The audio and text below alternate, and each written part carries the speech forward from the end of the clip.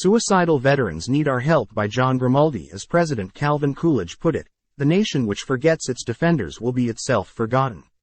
It's why we take the time to remember the selfless sacrifices of our soldiers, sailors, airmen and Marines on Veterans Day. But is one day of remembrance in November enough of a commemoration? Not only have valiant servicemen and women given their lives to protect our freedom, bear in mind that each year thousands of former servicemen and women commit suicide due to service-related trauma. According to the American Addiction Centers, AAC, suicide rates have been historically high among young veterans and older veterans as well. In the 20 years between 2001 and 2020, the suicide rate among veterans between the ages of 18 and 34 increased by 95.3%.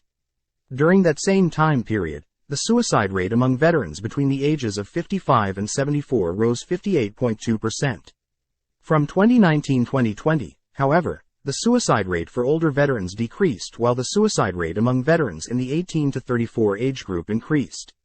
The AAC report explains that the chief causes of veteran suicides are depression, social problems, money troubles and engaging in impulsive, high-risk behaviors. Mental disorders and substance abuse, depression, post-traumatic stress disorder, PTSD, and traumatic brain injury, TBI, also can play a role. However, the Center for Deployment Psychology, CDP, says it also has a lot to do with relationship problems, legal issues and workplace troubles. The CDP notes that other medical conditions that are associated with an increased risk for suicide include traumatic brain injury, TBI, chronic pain, and sleep disorders. These conditions can contribute substantially to increased suicide risk in affected individuals. The most common method for suicide in the DoD is firearms, accounting for over 60% of all suicide deaths in the military. The CDP also notes that while veterans are only 8.5% of the U.S. population, they account for about 18% of all adult suicides.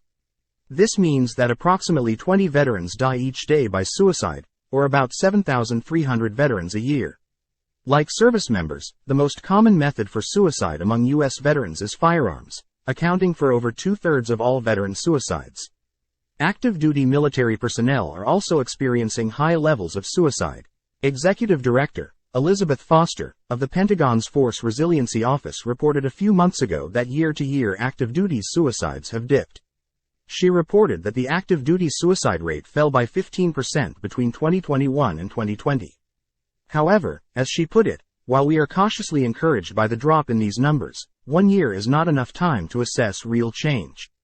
The year-to-year trend provides helpful preliminary insight, but there is still a gradual increasing trend for suicide in the military over a 10-year period, and we need to see a sustained long-term reduction in suicide rates to know if we're really making progress.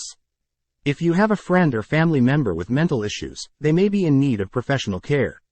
But, says Seamus Callahan at the White Light Behavioral Health, one of the most important ways that friends, family members, and communities can support veterans in recovery is by advocating for access to quality mental health and addiction care. Unfortunately, many veterans face significant barriers to accessing care, including long wait times, lack of resources, and bureaucratic obstacles within the VA system. For more information about dealing with this critical issue confronting veterans at risk, organizations such as the Association of Mature American Citizens can also help.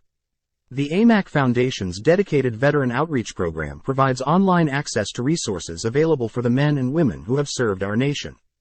Please consider joining the Association of Mature American Citizens. Please take a moment and subscribe to this channel.